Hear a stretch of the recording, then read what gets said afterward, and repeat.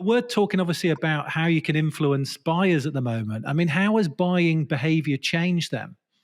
So, and I think this is not going to come as a big shock to any marketer, right? I think we all know that buying behavior has moved online. It's become digital. And there's a stat that I've been sharing for the past couple of years that 80% of the buying journey now takes place in a digital setting.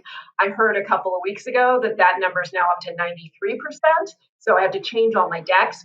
But so much of what marketers do and what buyers do is try to avoid sales contact as long as possible and do as much of their own research as possible. But it's actually harder for buyers now too, because you have so many different people who are now involved in the buying process. The number of stakeholders has gone from 8 to 11 to 15 to as many as 20 people who all want to weigh in on this major B2B buying purchase.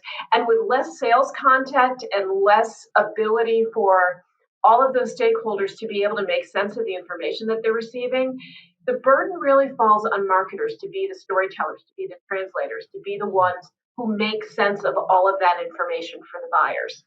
Yeah, well, you hear horror stories of, people, and buyers are obviously wise to this, as you well know yourself, and obviously the data points to it. But, buyers downloading a piece of content and then they're suddenly getting phoned up by, an SDR team or something like that. So, Yep. they're just not at the point of actually making a decision at all, or wanting a call.